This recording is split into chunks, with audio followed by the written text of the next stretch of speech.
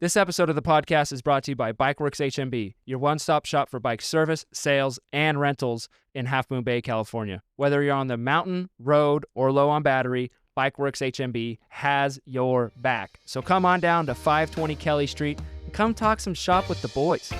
All right, I'm GT. Peace out. Enjoy this episode of the podcast. What's up, friends of the show, and welcome back to the Between Shifts podcast. Today, we're looking through the world of an Olympian who went from running track to running businesses and boardroom meetings.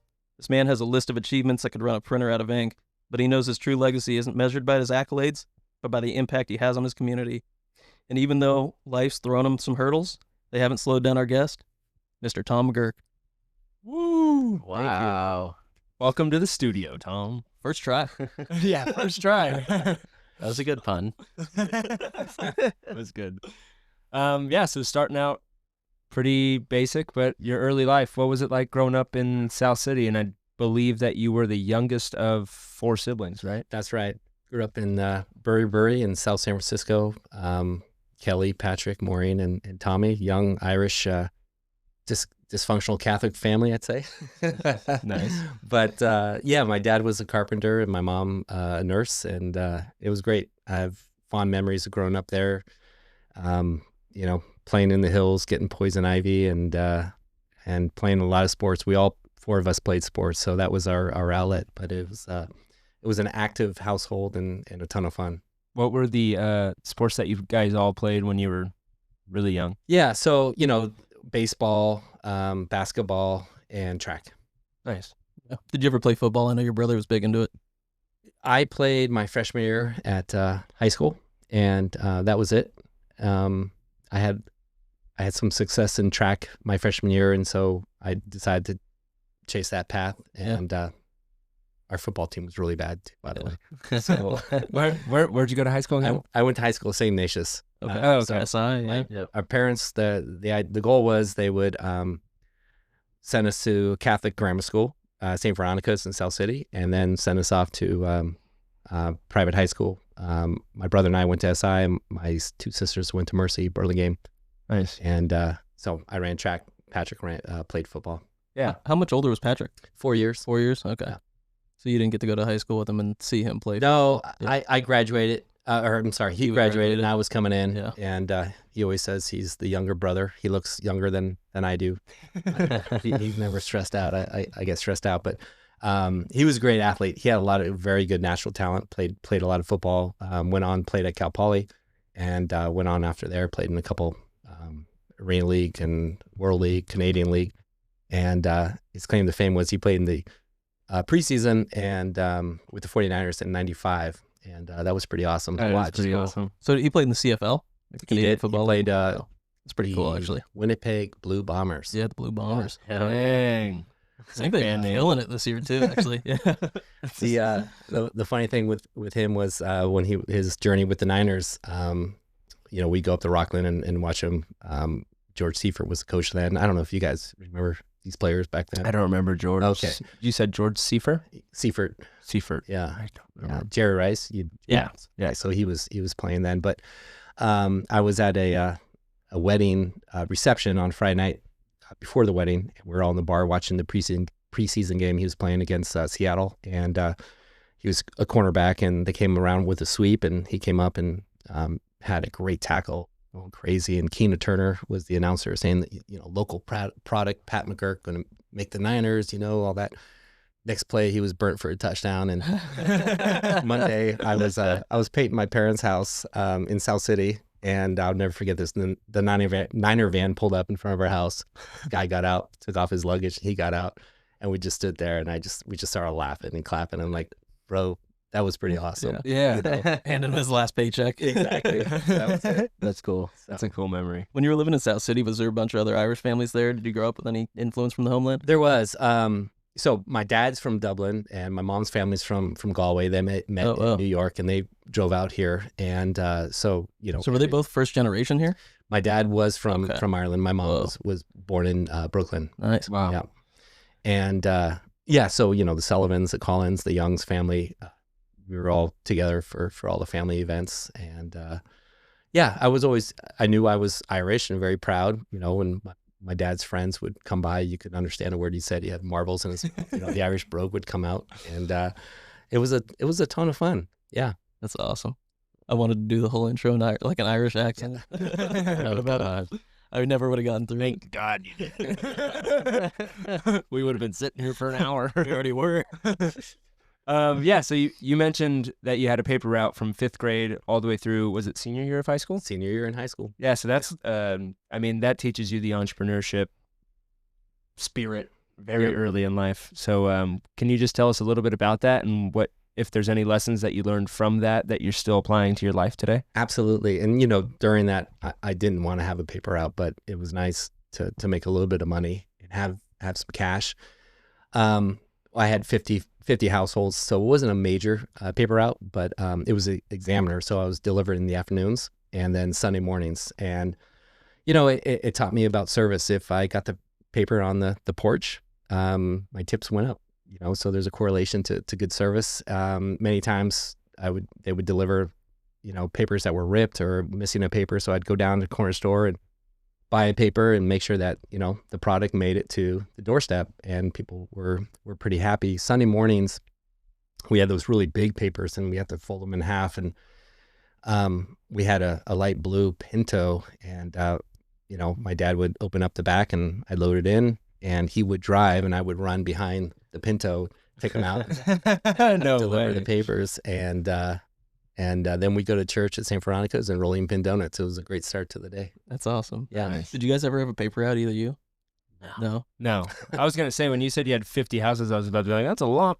That's bigger than my paper route was. I remember just having to roll them up. You have to roll them up, put a rubber band on them, put them in the bag. yeah, Yeah, paper yeah, route. the paper route. Yeah. Yeah. And then you'd have to drop them off at people's houses. So now, is that through you specifically, or is that through a company that hires you? Oh, it was the Examiner, San Francisco Examiner. Okay. Yeah. So, I work for the Half and Bay Review. yeah. Oh, okay, cool.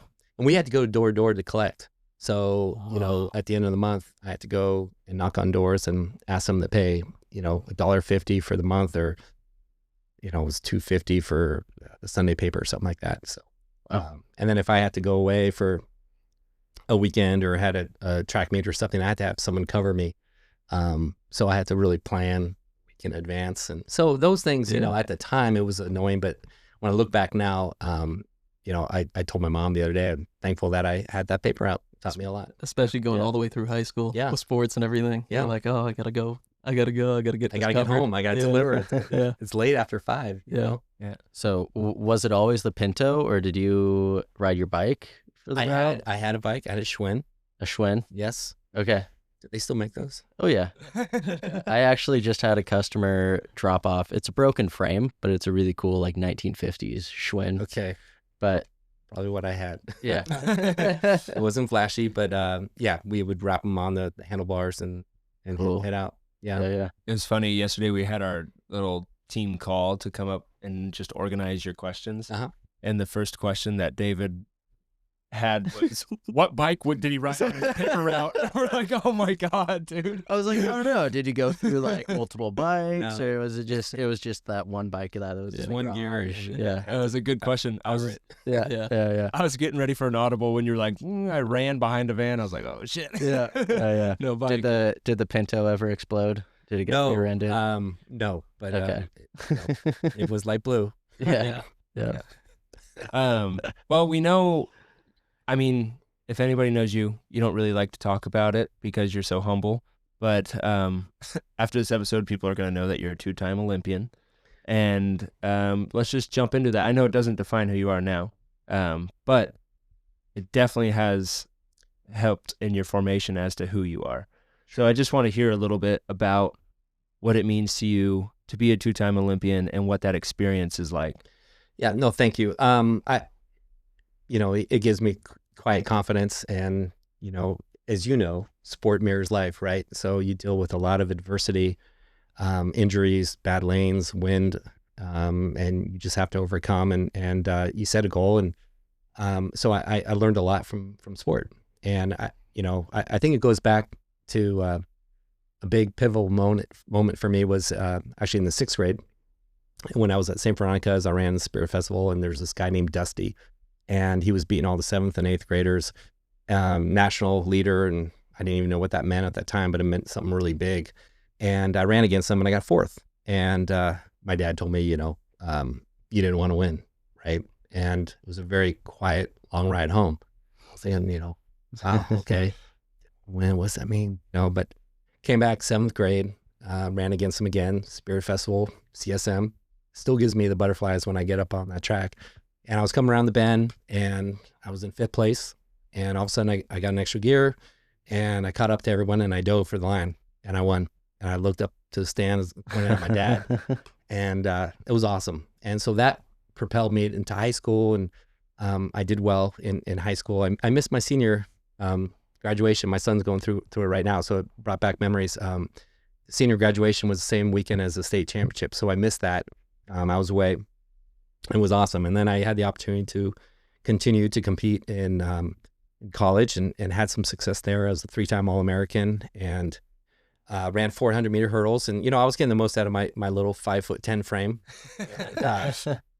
And, my dad played hurling and Gaelic football in Ireland. And so my senior year, the Irish Olympic Federation reached out to me and they said, if you get the A standard for the Olympics, which puts you in the top 50 in the world, and win our national championships, we'll send you to the games. And I was like, wow. So that was 1994. The games were in 96 in Atlanta. And How old were you at this point? 22, 23. Wow. 23. Yeah. Wow. And just graduated. I was a substitute high school teacher. And so the standard came out. What I needed to run was 50.04 seconds. And at that time, my best time in college was 50.54 seconds. So half a second. It doesn't sound like a lot, but again, when you're already maximized, it's a lot. And so, I was living at home. I was a substitute teacher at San Mateo, El Camino, Sequoia, and it was great. And I was just training. And my coach said, you're in pretty good shape. You should probably find a race. And earlier, 6 months prior to that, I put on my board 49.99999 seconds. And if you break 50 seconds, it's world class. And it's a really good time even today, 30 years later. And so I got into this race in Arizona, University of Arizona. And I ran against Eric Thomas, who was a massive man, 6'5". And I said, just don't see him until the 8th hurdle. Ran the race. I hit my stride pattern. I would alternate 14 steps all the way to the 8th hurdle. He came up on me and we ran over 9 together, 10 together. We leaned. He won the race, but I got second.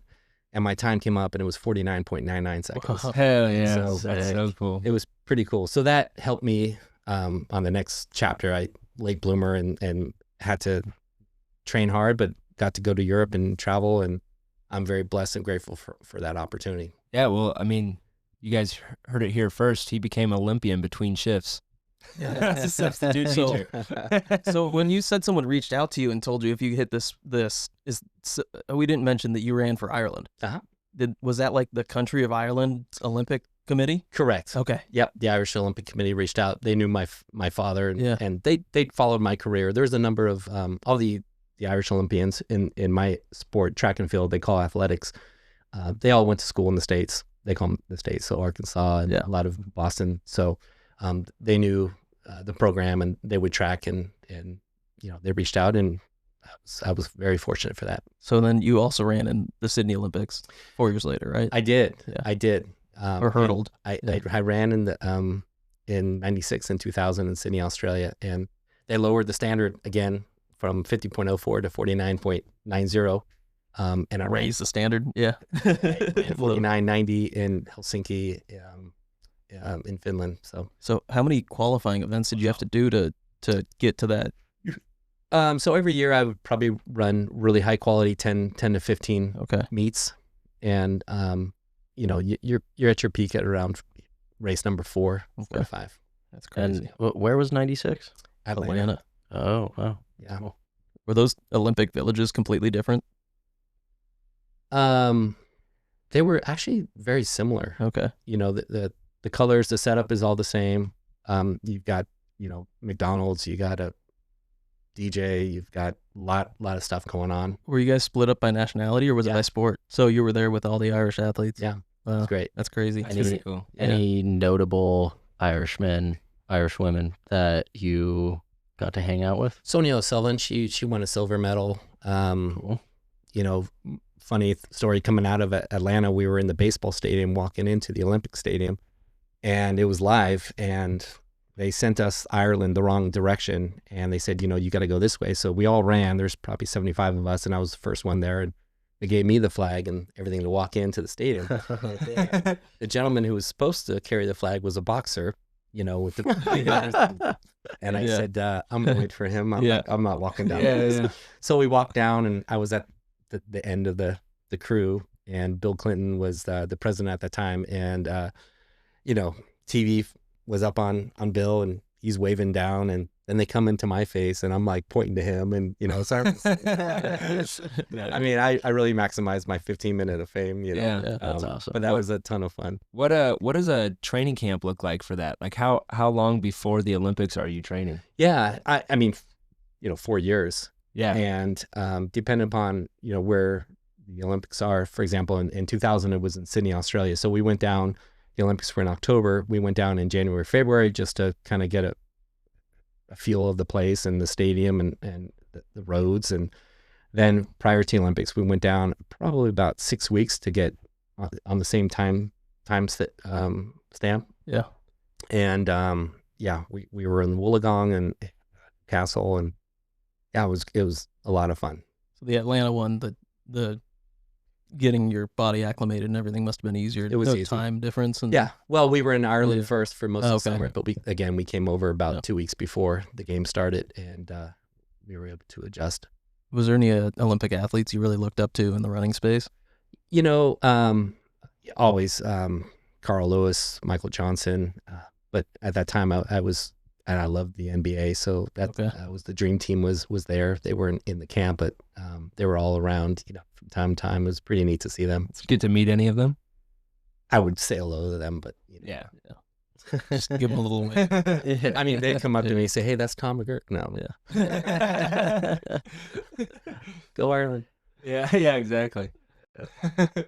We kind of skip past this, but you talk about your dad a lot. Yeah, And he's obviously one of your heroes. Did you For ever get to work with him when he was building homes on the coast? I did. Yeah. My dad was a great man, and my mom's a great mom, but my dad passed in 2020 in June, so that was hard. But he was a great man. Never said too much. Never got too excited. Never got down. Just steady. I remember hearing him leave in the morning at 5:30. He was a carpenter, and I could hear the rain or the wind. I'm like, man, what's he doing? And then he'd come home at 6, and just that was his day. And so he was very, very, very good to me.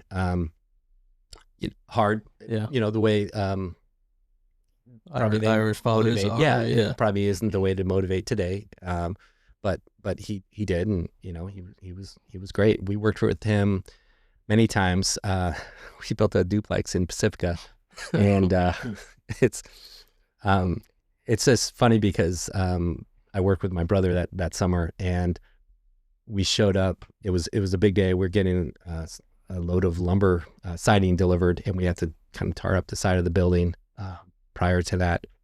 And we showed up at 8:05. At 8 o'clock was startup time, and my dad met us at the top of the driveway. He says, "Go home. I got no work for you today." Yeah. And we're like, "Dad, we got a delivery coming." He's like, "No, get out of here." And so we got back in the car, heads down. We drove away, and then we started laughing. Like, we got a free day. We went to we went to World's Gym. We did some bench press, some curls. We played basketball. We went to Little Luca's for a fat deli sandwich. God, Went home. The place is so good.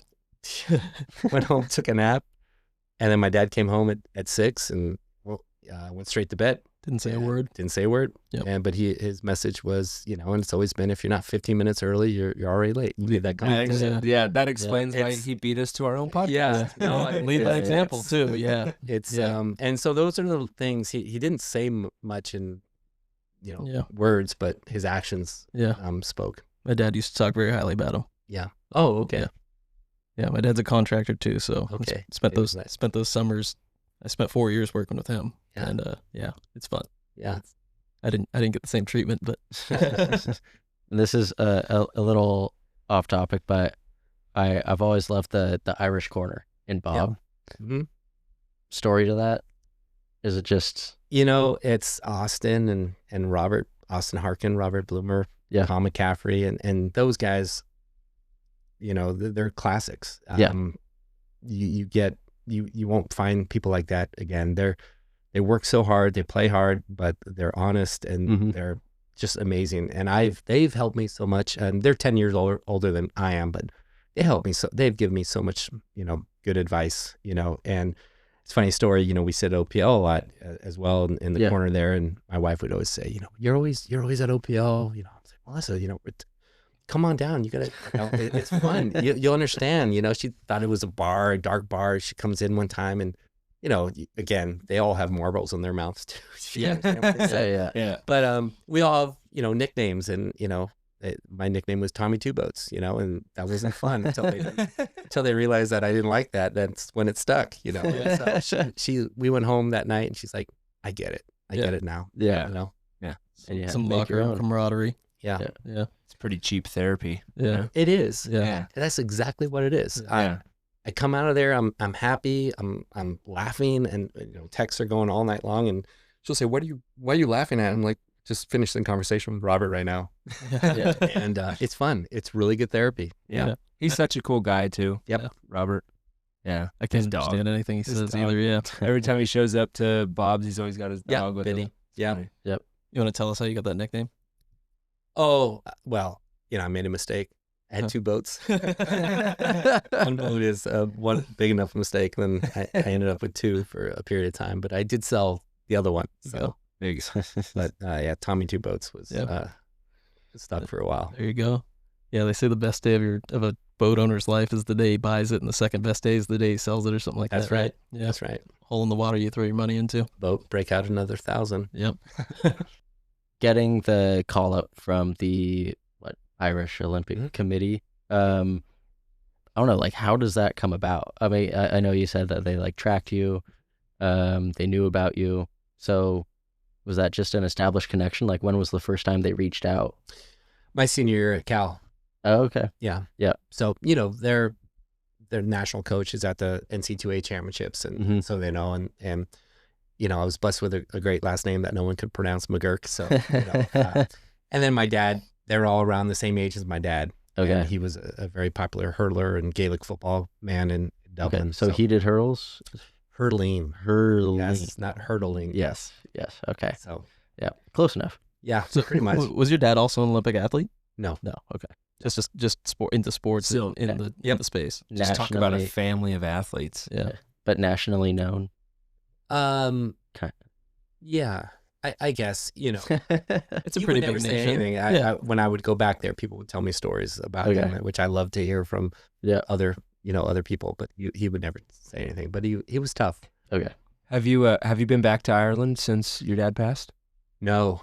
So the last time, I haven't been there in a couple of years, and what happens when you have kids and then your vacations with work kind of get smaller, and you have to we would go to Tahoe, we go to East Coast, but I haven't been back to Ireland probably since 2003. We had a family. So I'd love to get back there. So your kids haven't gone? Not yet. Okay. Oh, they've never been? Not yet. Whoa. Well, I mean, that's a good thing to save until they're a little bit older too. Like, I feel like you just remember it more, Right. appreciate it more. Right. Yeah. Yeah. Get him a Guinness. have them split the G. Yeah. Yeah. They got good beer here. So we all do things for the last time, sometimes without even noticing it. Right. Do you remember the last time you ran competitively? And at the time, did you know it was going to be the last time that you ran competitively? I did, and it was the Olympics in Sydney, Australia. Okay. And I was ready. I was 30, 31, and I was at the stadium. It was night, and I let it all hang out. I knew if I was going to make the semifinal, I had to do something special, and so I ran really hard, aggressively, and had a couple issues with hurdle number 7 and 8, and crawled across the line like a donkey. But I left it all on the line, and so I knew that was it. But I was ready. Yeah. Kind of a bittersweet feeling, though. Yeah, I was ready to go to work and try to do something different. Yeah. Well, and that was, how many years were you focusing specifically on 400 hurls? Because I know, like, when you're younger doing track, you kind of mess around, do everything. But, like, how long was it just, like, hurdles was the only thing you were doing? 12 years. Yeah. I mean, 12 years and a lot of training, left, right, Wow. left leg, right leg. You couldn't tell which leg was better. I could hurdle with either leg. And Yeah. so it took a lot of training, and Yeah. I loved it. I wouldn't change anything, but I was obsessed, and that's all I did. Yeah. What do you think was your edge on your opponents? Like if you're running head to head, well, obviously you don't run. Well, you might run. I don't know much about hurdles, but I don't think you run it head to head, 1-on-1. But what do you think you had? What was your trick up your sleeve that you thought you were better than anybody else at? What my dad said in 6th grade. Yeah. Yeah. He didn't Yeah. want You it. didn't want it? Yeah. Yeah. But also I was willing to dive for the line. I mean, I was all in. My wife says I got 2 speeds, wild and crazy or deadly dull. And so if I'm on, that's all I want. So I'm focused. And so I really did want it. And it was great. And now I'm, it was a great journey. Yeah. So you went to Cal Berkeley. What did you study? And then, I mean, I guess, how do you apply it to your life now? So I studied psychology, American literature, and then I took a number of business courses. And when I graduated, I was going to get into teaching, and then I fell into finance, and I've been doing that since 1995. When I had the paper out, I understand the value of a dollar, and I was saving money and having money, and then I started investing and growing the money. So I really enjoyed it. And the thing with education, it doesn't stop once you graduate. I've come from that, and I've learned how to fish, pretty well, and brew beer, not like Eddie, but I can do a little bit of the work. And so I'm always constantly, education doesn't stop, and college was a great experience, but I'm always learning and open and trying new things. Was Cowboy Fishing, I mean, because you were doing commercial for a while. Do you do commercial anymore? I do. Okay. Yeah. And so when did that start? So that was 2000. I started Cowboy Fishing in 2020. What it says right here? 2014? 2012. 12. Okay. My daughter said, drew a picture of a cowboy and a fish, and I took it to a graphic designer, and they came out with the logo. That's great. awesome. So the Cowboy Fishing, I try to build, business around my passions, and I love everything cowboy. So, my son is named Shane. My boat is named Bull. First dog was a great dog. His name was Duke. He passed away, but the cowboy, and it's based on the cowboy code, which is kind of like my moral compass. Take pride in your work. Some things aren't for sale. If you're going to make a promise, do it. Look people in the eye when you talk to them, shake their hands, just basic stuff. Yeah. And then fishing. So that's kind of how it came about. And so we started commercial crabbing, and I really, really enjoy and miss selling crab off the back of the boat around Thanksgiving, Christmas with the kids, and see all your friends, and it's just an amazing thing to share with people. And sure. I've been able to go out fishing for salmon, halibut, lingcod, albacore, tuna, bluefin. We've got bluefin. I mean, it's just amazing. But I mean, what got you like into fishing in the first place? Was that like a lifelong thing? Like you'd go fishing, or was that just kind of out of nowhere? My mom would let us, fish's mouth, and that's just that's true. I'll tell you, it happened. The financial crisis in 2008, 2009. Yeah, and it's a very stressful period of time. And I remember going down to the harbor, and John Larson was having a fish fry. And we'd go down there with our young kids, and this were all part of the mothers group, and it was fun. And I said, John, where'd you get this fish? I just went out and caught it. And you take me sometime, and he took me, and honestly, I was hooked, and I was hooked. Yeah. And it's just awesome. Yeah, I love being out there. Oh, for sure. Yeah. You get seasick?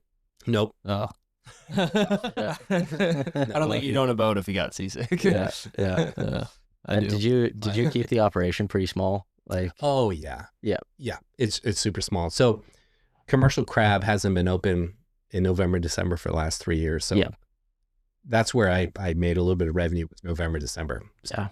So it's really small. Is it even worth buying a commercial license at this Well, point? now they're worth half or less. Yeah. So you can get a pretty good value. But it's pretty difficult to make a living. Yeah. Commercial fisherman. And wasn't there something, I don't know, this is kind of just diving off, but about like ropeless traps? Isn't that going to be a thing soon? I think that's kind of the next Is that like iteration. So is that like a little CO2 press button, activate it, Yep. pops up to the top? It works and the buoy comes up and you grab it. That's crazy. Yeah. A lot of going back. Are all your crab pots now, are you guys still allowed to use hard shell crab pots, or are they all pretty like the fishnet? Oh, no. Or is that just for private fishing? No, that's sport fishing. Sport fishing. Sport fishing you can't use. Sport fishing started out with the soft ones. Yeah. And then, in I believe mid-January they came out, let you use the hard ones again. So you can still use all the welded up crab pots. Mhm. Nice.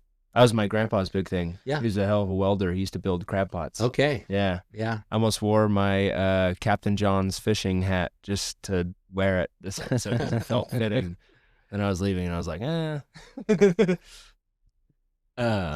Well, so we're going to kind of transition here. We're going to go back a little bit before the crab fishing. But between substitute teaching and traveling to compete in Europe, just want to know what those years were like, because, I mean, substitute teaching isn't necessarily a full-time job, but I'm sure you were training like it was a full-time job to be able to go and compete in Europe. Yeah, so it was a sub where I would get a call in the morning and I'd have 2 or 3 days or fill in for someone. And if I needed to take time off, I would just let them know that I wasn't available. So, I think I was making $75 to $90 a day and put enough to put some fuel in the car. And so I can train. I was at CSM and San Francisco State training in those 2 locations. And then the summers I would fly off to Europe and spend, better of 2.5 months there. But because you were a part of like the team for Ireland, like they would pay for your travel and a lot of stuff like that, right? They would. I would get a stipend and a grant, and that would cover me for the year. And then I'd run in some races, and they would pay for the hotel, pay for the flight, and a couple $100. Yeah, depending upon how you did. And that takes a huge stress off of. I mean, absolutely, it allows you to focus on what you're supposed to do. Yep. Well, that's kind of weird too, because you also worked in finance for 5 years, between the time you were at Atlanta and Sydney too, right? Yep. So how did you manage all that? They were very kind to me to give me time off. Oh yeah. To train and I had a flex schedule. I didn't work Mondays or Fridays, and so Mondays were my hard training days, and so Tuesdays I'd have a recovery day, so I can go work. So just they worked around that. Are you still with that company today? No. Yeah. How long were you with them? That was Schwab. Okay. For a number of years. Okay. Yeah, that was great. They were very, very good to me. That's cool. Yeah, especially it's kind of what you needed at the time. Yep. Yeah. You have that small window as we all get older, where you have a window to kind of go after it, and I'd regret if I didn't give it 100%. I could look back and say I did everything I could. Yeah. I maximized my talent, what I could get out of my. It's probably almost rare to get to run in 2 Olympics or compete in 2 Olympics too for a lot of athletes. Yeah. Right. Yeah. A lot of sustainability. Keeping that body moving. Well, we know that, like you said, you like to start businesses behind your passion. Yep. So can you just tell us the story behind Cowboy Fishing Co? Well, Cowboy was, again, based on the Cowboy Code and everything Cowboy and got a great logo, and that's a ton of fun, and I love to fish, and I love to share the fish. Catching a bluefin has been big. Sharing the bluefin with everyone on the block or anyone in the neighborhood has been fun, and I find so much joy being out there in the water, going out 70 miles albacore fishing. The phones don't work. You're there with your buddies, and you just hope we did the fuel calculation correctly and we'll get home okay. But you see things that, the watercolor changes. There's dolphins around the boat. It's amazing. It really is. It had to have been pretty stressful when you've just made the decision to buy a boat and then just run with it. Because, before that, obviously, you would have been going out on friends' boats, which is a lot different than owning your own boat, maintaining your own boat, stocking your own boat. It's just, what was that like? Going from falling in love with fishing through going out with your friends and then taking that transition to make it more of a professional standpoint. I don't know if Melissa put you up to that, but I did. I went on one fishing trip and then I bought a boat, and oh my God. and I named it Sweet Melissa after her, so that She didn't sign it. I have a very, very forgiving wife. That's awesome. It's cool. Where was your fishing trip? Well, I bought a boat from Southern California. I didn't see it and got it delivered and dropped it in the water. And it was the first boat. And this is why Tommy Two Boats. It was more of a Miami Vice, but it had a barbecue. It had a flat screen TV on the back, and it was great. You know, we slept on it a lot in the harbor. It had barbecues, and then I caught my first fish off the boat and said, you know, this is not a proper fishing boat. So I had to get another. Didn't sell that one fast enough, so and of course your friends won't let you live it down. oh no, and that's okay. Yeah. Do you have any partners when you started Cowboy Fishing Company? Did you start it with your brother? So Patrick, he was part of Cowboy Fishing. He covered. He did a great job. Helped us with the shifts, and he would come in and yeah, he was definitely a partner, and my wife. Okay. And Melissa, we were open when we had the restaurant on Main Street. We were open Thursday, Friday, Saturday. That was it. So we'd all take a shift, and it was a ton of. I look back with amazing memories. It was a ton of fun. It was a lot of work, but it was like your own family room, and people were coming to your house, and it was great. Yeah, it was like a family affair there. Absolutely, That's cool. Yeah. When it comes to bluefin, especially out of here, I mean, it's only been that started like 5 years ago or something, 4 years ago. Yeah. Is that? I mean, I know that's like water's getting warmer and them just coming over here. Is that starting to be an annual thing now?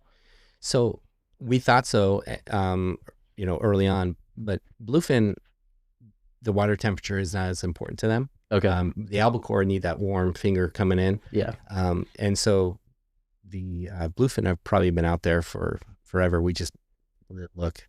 Yeah. In San Diego, if you go on a fishing trip, it's all live bait and you use these kites with flying fish. Here we were just trolling, and the first one I caught was with Pat Power, and it was just amazing. And we were probably 7 miles out of the harbor. Wow. That's close. Yeah. Yeah. So when it comes to like doing the whole bluefin thing and all that, that's fishing for fun. Uh-huh. And how often do you get to go out to fish for fun? So I go as much as I can the first part of the year. So right now my boat's down in Santa Cruz on dry dock, getting it painted, and I ran it down there. So hopefully I can bring it home next week. We're going to have salmon season. So all the seasons have changed. Yeah. Salmon's been closed for the last 2 years. Yeah. We're going to get a small 2-day window in June and July. So I'm looking forward to that. I'll be ready to do that. Yeah. I like to fly fish up in Montana and striper fish as well off the beach and in the Delta. Do you prefer, well, I don't know if you can necessarily prefer it because you have a boat to go fish in the ocean, but do you prefer to be in the mountains fishing on a river, or do you prefer to be in the ocean fishing off your boat? Yeah. Right now it's still fishing in the ocean off my boat. Yeah. That's fair. Yeah. You get to see any cool sharks? I've seen sharks. I haven't seen any orcas, and that's Okay. Oh, that'd be so cool. Yeah. I think I'd be scared Yeah. if they start getting close to the boat. Right. I don't call them killer whales for no reason. Right. To be fair, isn't the story with old fishing boats is people that go overboard, they're known to actually kind of help them get back on the boat? Oh, that was dolphins. This is just what my grandpa told me. That's I'm it. not a fisherman at all. Starting rumors. Yeah. I don't know. They were starting rumors. I remember Discovery had a mermaid documentary Okay. where they were Oh my they gosh. were going into the sirens and like talking about mermaids. And my grandpa, I showed up at my grandpa and grandma's house, Nani and Papa, and I walked inside. He's like, "Fuck, you see this shit?" And I'm like, "What is this?" And he's like, "Fucking mermaids, man. I swear they're fucking real." Oh my God. And ever since then, I'm like, holy shit. Because he was just black and white. Like there was no real wiggle room and joking around with them, nothing. But he started talking about mermaids, and it was just like, Oh, he was dead serious. whoa, this dude really believes in mermaids. They got to be more real than like, dude. I don't get how giraffes are a real animal, but mermaids aren't. Like giraffes are like a 10-foot tall horse with a 40-foot long neck. Have babies that come out running. But mermaids are just like people that could swim. I don't know. You gotta take a leak. Yeah. Okay. Yeah.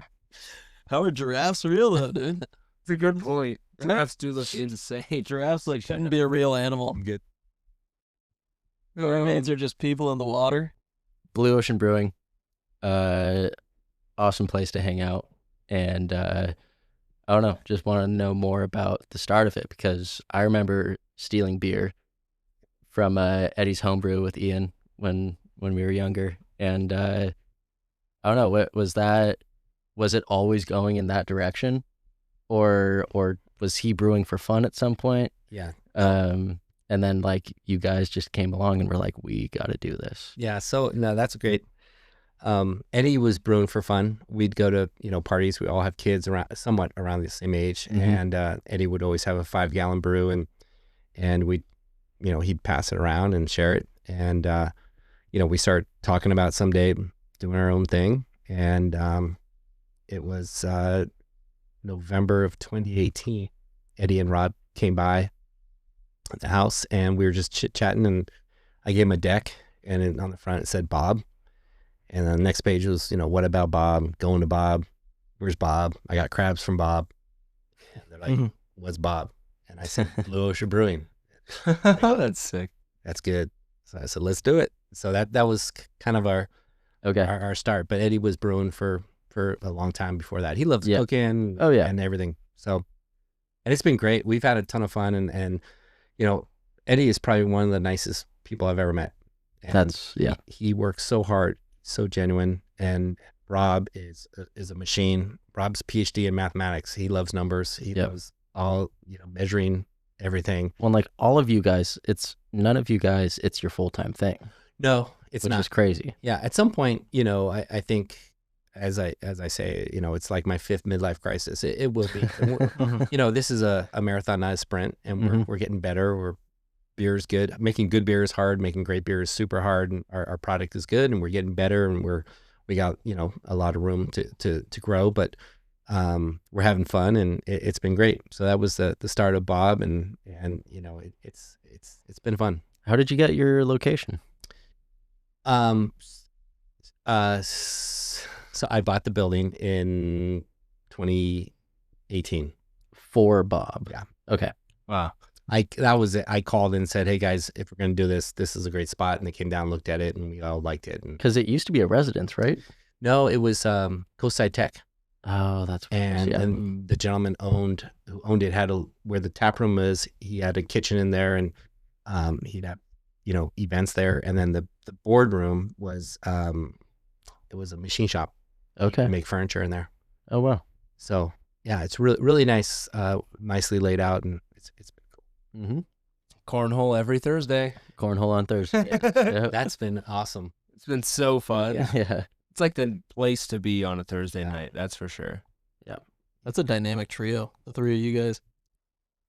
Yeah, it works. It is. Yeah, it works. It works. I mean, it's because it's kind of hard to work in a partnership. We were talking to Matt Hogan about it, and it's kind of hard to work in a partnership sometimes. But I mean, you three have a passion for it for sure. Yeah, and when you completely trust them and respect them, and they're always going to do the right thing, and it's been great. Yeah.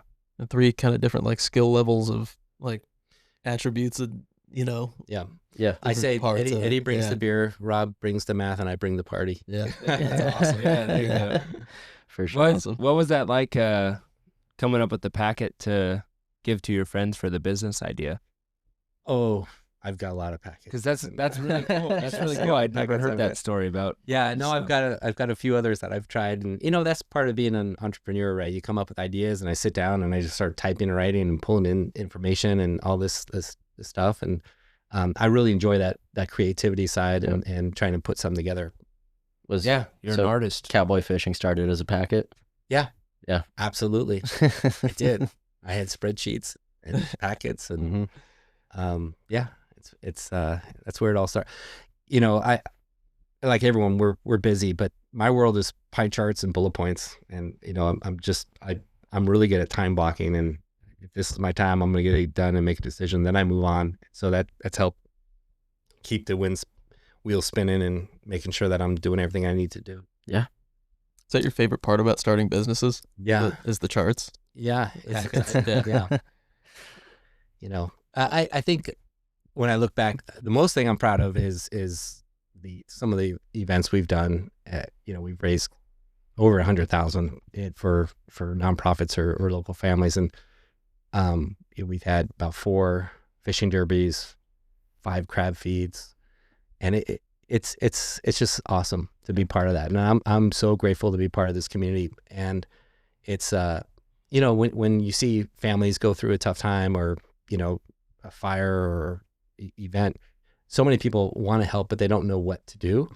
And when you have an event, and you know, your buddies come and you cook crab and you crack crab, or everyone gets dirty, it's so much more meaningful, and you gain by giving. Yeah. And it's a great example, you know, for my kids, and it's just awesome. And you know, I'll tell you what, I always say that if you're lucky to live a long time, you're going to lose things, you're going to lose people, and that's when you got to lean into your community. And Half Moon Bay shows up every single time. And when there's an event that I'm passionate about, I call BO, I call Dan from Hop Dogma, Dan from Spanglers, Berto from Mezzaluna, Lewis from Sam's, Mike Alifano for the music, Craig and James from Half Moon Bay Brewery. And it's kind of like that saying, whose car are we taking? Yeah. You know, no other questions. They know it's going to be done right. It's going to the right place. And it's so awesome. Mm-hmm. And that happens in Half Moon Bay. It's just amazing. And you can have an impact. And it's really cool. Yeah. When was the first fishing derby? Pandemic 2020. Okay. Yeah. September. I mean, like what brought that about? We caught a bluefin, and I was sitting there with Dave O'Keefe. We were drinking a couple beers, and we just toasted each other and said, how lucky are we? Yeah. Right? We caught a bluefin in our own backyard. Yeah.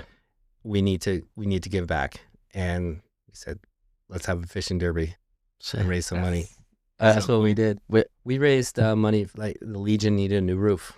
We had a fishing derby, raised 10 grand, helped them over that edge. And nice. It's just, you know, it's just amazing. It's awesome. Well, we also skipped out of the part that starting Bob, you get free beer. David's favorite part. It's free to an extent, right? I mean, you can buy the building. It is free to an extent, but you always have beer when you go there. Yeah, no, it's neat. That's pretty nice. Do you have a special cup? No. No? No, I don't. Oh, dude. Got to get like an Afro Man cup. You ever seen that? No, I like the tall, skinny glass, and you know, I like the sup or the Fiji. So that fits you. Yep. You don't want to. If you walked in, you wouldn't even know that you were one of the owners. Have you guys tried doing like a Guinness style? I know you did have. Yeah, we have a stout. Yeah, you did have that stout for a while. Goat yoga. Yeah. It's good. Yeah. Why try to split the B. So, like you said, you've raised over $100,000 for local families, local businesses, whatever it may be. Why have you made that such a central part of your journey as an entrepreneur? I just think it's being grateful and feeling blessed, and you know, that comment where you want to help, you want to give back somehow, some way, and you can write a check for $100, or you can, you know, try to pull in people and make it a special event. I've come out with many more friends out of that, and just this feeling of true community, you know. So that's really been my drive. For sure. Yeah. You're in a good town for bringing the community in. That's people love crab. They love beer. They love getting together, and like I said, Half Moon Bay rallies. It's amazing. When you were growing up in South City, did you ever come to Half Moon Bay? Did you ever experience, and like, what was it, kind of a shell shock when you moved here and we're like, holy shit, all these people just so chilling over here? Whoa. So my parents moved over first, and my dad built a house in Miramar, and then we've come over for 4th of July, you know, it'd take us 5 hours. It's just pumpkin festival. I'm like, what? This traffic is horrible. And then finally, my wife and I, when we got married, we moved to Montera, and just slowly got situated and just fell in love. And there's so much to do here: mountain biking, fishing, surfing, walking, hikes, the fresh air. It's an amazing place to raise a family. Yeah. Speaking of all those sports, do you have anything in your life now that fills your competitive needs after all those years of being competitive? Businesses. Yeah. Spreadsheets. I'm good. It's fun just keeping busy and working. I love to fish. I think that fills it. Yeah. Those derbies, fishing and new gear and things like that. Getting out and doing those derbies, trying to catch the biggest bluefin, I guess, right? Yep. Yeah. Absolutely. What is how many pounds for your how many bluefin have you caught out of the harbor? 4. Damn. Yeah. For people that don't know, bluefin are the big tuna, yellowfin, little tuna. Yeah, but but let me back that in. So like last year, one fish after 12 trips. Tries, and they're 10-hour, 12-hour trips. So how much? Bluefin was like $6,000. Yeah, exactly. Yeah. So it was a really special loop. Yeah, but when you get it, it's amazing. I love the fish, but albacore would be my favorite. Yeah. We went out albacore 20 miles. August of last summer, we caught 30 and at 20 miles. Wow. The weather buoy. Yeah, because I know. I mean, I do know with I'm not sure if you know fish line. Yeah. So that's my dad. Oh, right on. That made fish line, because growing up, we never got fish from the store or anything. Right. My dad was a diehard getting fish off the boat guy, and he wanted a way to check the fish board without going to the harbor. And so he made the app for it because he was unemployed for a bit, and it was a passion project for him. That's awesome. But it's do you know a whole lot about like the start of selling off the boat? Because I know that it was a big no-no, and it's a huge no-no for a lot of harbors across the country.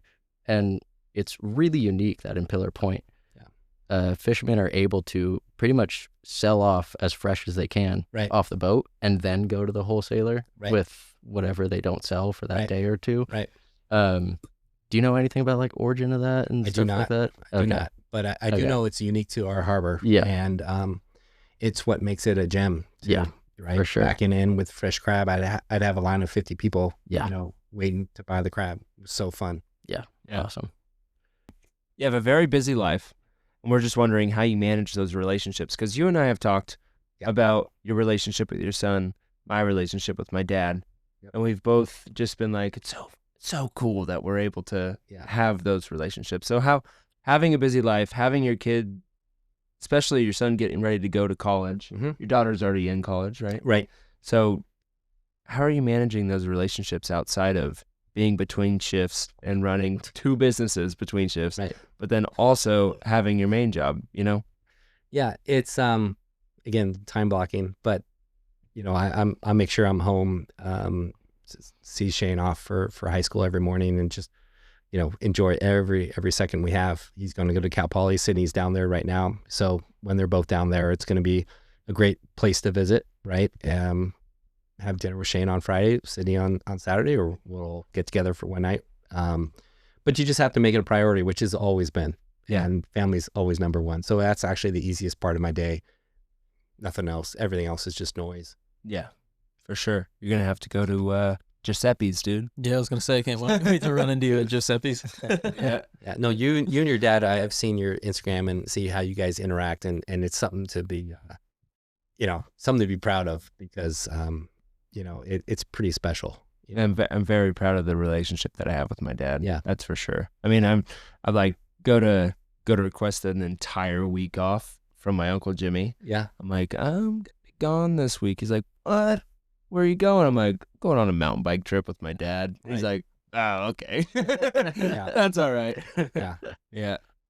I mean, it's obviously it's not all rainbows and daisies. Right. There's times where you're going to argue. He's going to want me to do something that I don't feel in my heart, and then I'm going to expect him to respond in a way that he doesn't feel to respond in his heart. So there are those times where it's really hard, but I mean, managing that relationship, I feel like you just have to continue to show up and be there for one another. I can tell for a fact that your dad invested a lot of time in you and your sister. Yeah. You know, because you guys are a tight family, and I feel the same with us. And Shane, Sydney, and I spend a lot of time in the water surfing.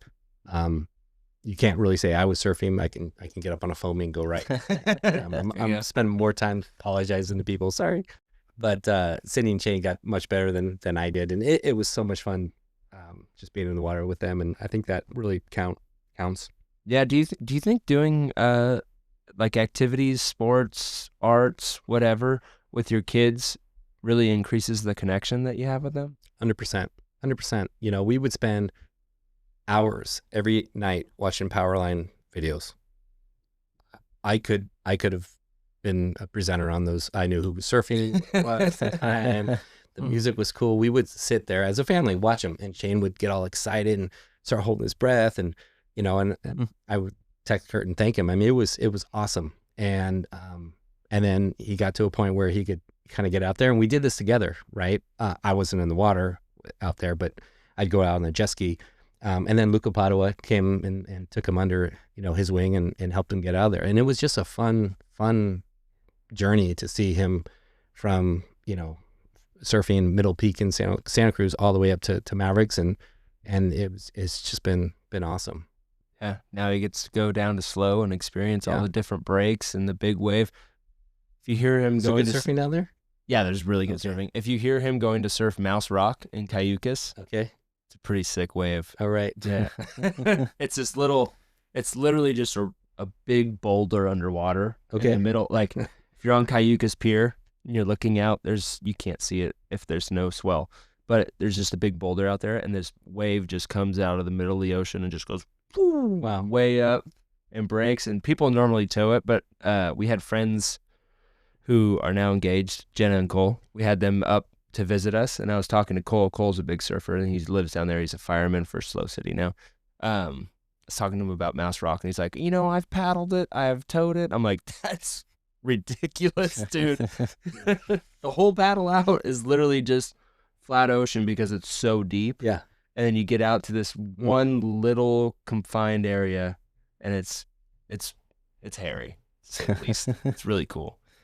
Staying on the family topic, how did you meet your wife? I met my wife left at Albuquerque in Burlingame Avenue. Okay. And it was September 2001, and I was there with my good friend Nicky Sweeney from Ireland. Actually, he's a massive 6'6", 300-pound, handsome guy. Went to Harvard, and I saw her walk in, and I said, I better get to her first. And I quickly walked up to her, grabbed her by the arm, and asked her to dance, and we've been dancing ever since. And nice.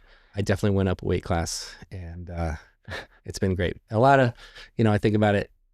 We just celebrated our 22 years married. Congrats. Thank you. Yeah.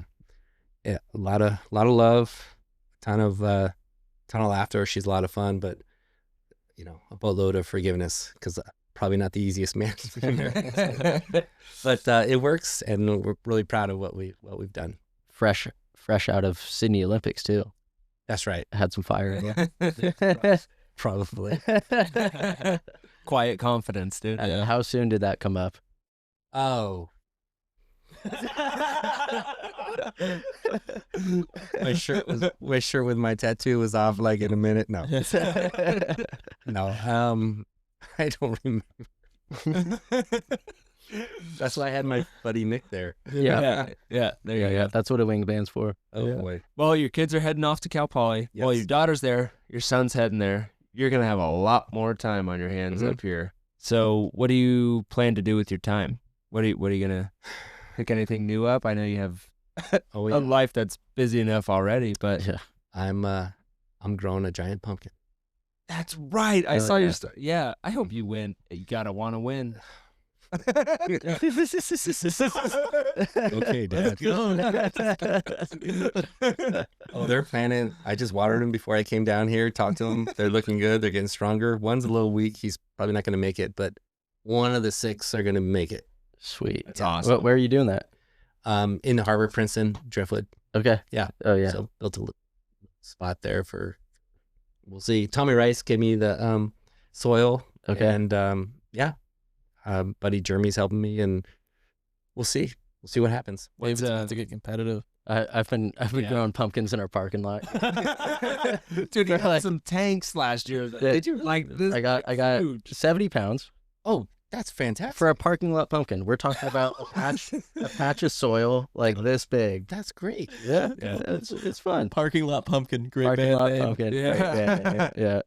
What are some things that you're learning to take into account when you're trying to grow a massive pumpkin, like to compete at Pumpkin Festival? Patience. Yeah. Yeah. Yeah, it's slow, but it's only, May. Well, it's going to be June, but I'm starting to see some growth, so we'll see what happens. Yeah. So it's around the same time frame as a normal pumpkin, except this thing just grows massively. Because I At know the end, Jimmy Cozzolino just got his pumpkins in the ground, his seeds in the ground. right? Yeah. So Yeah. he's growing regular sized pumpkins, some pumpkins, but Yeah. it's pretty nuts. Yeah, it's fun. I just would love to have a pumpkin in the pumpkin way off and Yeah. get top 5. Yeah. So cool. I got- on that I got at home. a couple of the big seeds because like Matty Medeiros was selling some Yeah. some like seeds from a 2,000 something pound pumpkin. Yeah. And he gave me some of those, and I'm looking forward to seeing what those what do. happens. You gonna throw them Yeah. in over here? No, I You can't. should. I can't You disrespect him in the parking lot. I got to do those at home. Let's take a bowl spot. Yeah. That's a nice pumpkin. Yeah. Good job. It was pretty was fun. funny. You just pull into the parking lot, and at the time there was these just huge pumpkins sitting Yeah. over there, Yeah. still on the vine. Dude, they're all going off right now. They're all coming up. Awesome. Yeah. Yeah. David would be washing bikes and watering the pumpkins from across the parking Yeah. lot. Dude, so Chris, of course Chris is like, dude, like it's kind of using a lot of water, like water bill's a little bit high. Like Business owner. you're fucking growing pumpkins, man. Like what's up? His mom and dad love them so much Mm-hmm. that his mom, when I was planting them this year, she goes, I don't care about the water. That's Like she was like, That's I love the pumpkins in the parking lot. Like that's cool. Like fucking, whatever. Yes. Yeah, it was funny. That's really cool. Have you influenced your kids at all to kind of get into the same field you are in entrepreneurial or finance, anything? I just try to set good examples, Yeah, and lead by work example. hard and be honest and be humble, be respectful, and be sincere. And I think if you do that, you'll be successful. I don't care what they do. I want them to be happy and healthy and just good people. Yeah. And they'll find their way. And it's been an amazing journey. And I mess up all the time, but I take a step back and think about it, and always trying to be a cowboy code, better neighbor, and those things. And they see that I'm a human being, and it's awesome. So I just want to support them and know that whatever they do, I got their back. Yeah. That's awesome. And you kind of didn't know what you wanted to do No, right out of college either, right? Substitute teacher. clearly I Yeah. still don't know what I want to do. Yeah. Coming out with new packets every day. What's Yeah. the next Yeah. fashion? Exactly. It's gonna be a podcast. Well, So you'd put us in the ground, dude. well, and that ties into, my next question, which is just, what do you tell somebody? What advice do you give to somebody that's just trying to figure out what they want to do? Yeah. I would say get out of your comfort zone, and life is for living, and put yourself out there. And, I clearly don't have it figured out, but I know who I am, and I've been blessed to surround myself with really positive people who pick me up. And that's, time is the greatest currency, and spend it wisely, and take those chances, and believe in yourself. And if you fail, you fail. I don't listen to the critics. And just like you guys, what you're putting yourself out there, any small business owner, it is so hard, state of California or what have you, just to run a business. And you always got critics, what you should do, or this or that, and you just have to block that out and go for it. And you're going to have success and you're going to have failure. But as Michael Jordan says, you learn more from the times you lose than the times you win. And For sure. I would just say, lack of a better logo, but go for it, Yeah. and never stop learning. And, I'm going through a different phase now with our kids moving out, right? So we're going to be empty nesters, which is going to be weird, but I've got great friends and I've got great passions, and it's going to, I'm excited too, a little scared, but Yeah. that's what life is about. Gonna bar back at Bob more? Probably not bar back, but Yeah. garbage out. There you go. I do that already. Bar front. Well, to close us out here, what's one thing you still haven't done but you completely plan to do in the future? Well, the pumpkin was one. That's a really cool one. Yeah. Win pumpkin way off. Yeah, you know what I would like to do?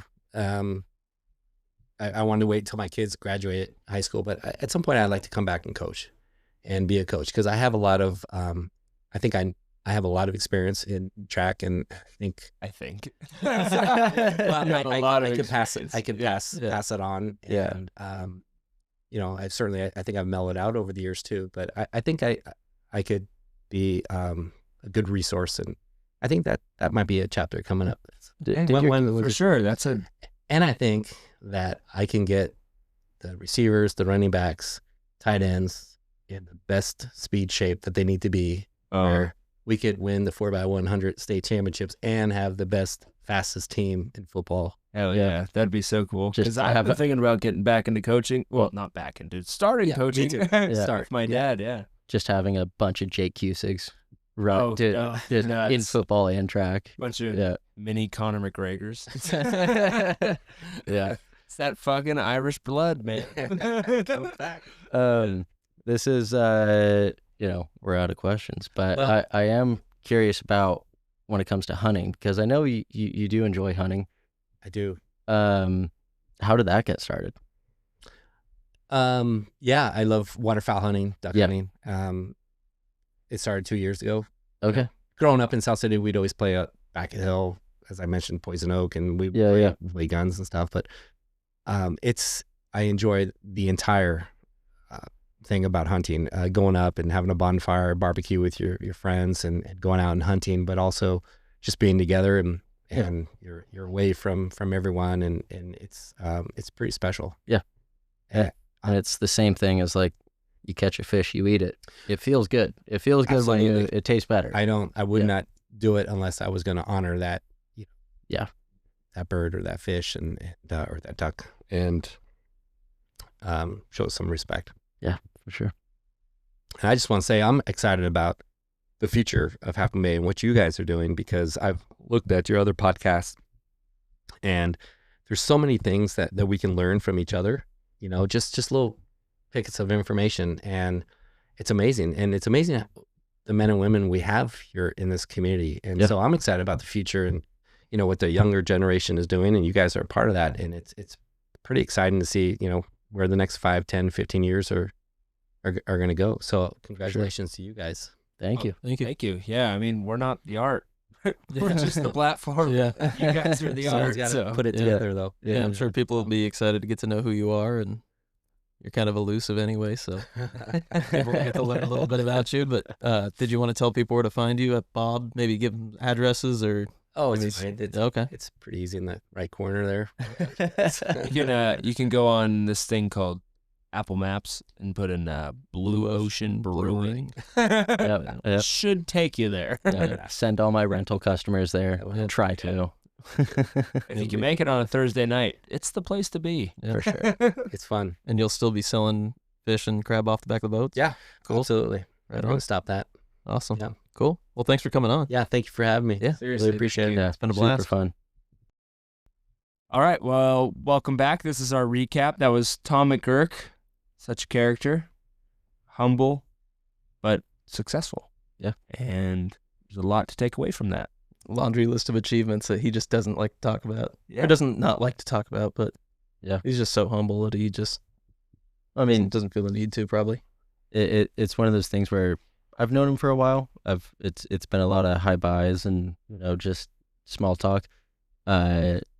Insanely cool to get to know him on a deeper level. Like just such a cool guy. Again, laundry list of achievements, and just it just seems like he's like endlessly passionate about anything that he puts his mind to. Yeah. I mean, he's trying to grow like a 2,000-pound pumpkin right now.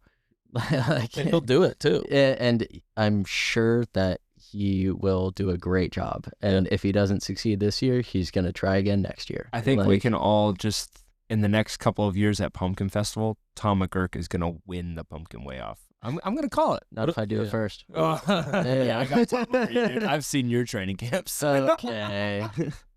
Yeah. My first year was 70 pounds. We're getting close, right?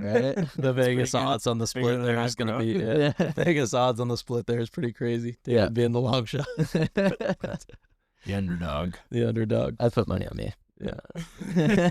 If you want to throw, As you should. If you want to go ahead and throw away your money, go ahead and bet on David. No, it was really cool being able to hear about the Olympics, and because I didn't even find out that he was a 2-time Olympian up until about 2 weeks ago when Willie said something, and I was like, what? Yeah, You Willie would not expect that. Of course, I found out from Willie as well Yeah. a while ago, and that's just from him hanging out at Bob a lot. Yeah. But yeah, I feel like like he's never gonna tell you that. No. Like, and if that's you meet him, a he- respectable thing. Oh yeah, and you're gonna have to find that out about him from someone else or from a podcast now. You imagine being like in your 20s or 30s, and you go to this party where you're meeting like your girlfriend's friends for the first time, and everybody's like, okay, we're gonna go around the circle, we're gonna say something that nobody knows about us but is really cool, and everybody's like, I grow pumpkins. And then Tom's just like, I'm kind of like a 2-time Olympian. Even in that situation, I don't think he would say it. No. Yeah, I don't think he would I don't say know. it. I Yeah. feel like I'm a substitute teacher and I really like it. Yeah. I It's mean, like I've seen Europe. I've specifically Sydney, or that's not Europe. different rock. Mhm. Yep. Parking lot pumpkins. Down under. Oh, No, super cool guests. We hope you guys enjoyed the episode, and super family oriented. super family oriented, Yeah. which is super cool. And go support Bob, Blue Ocean Brewing. Go support Cowboy Fishing.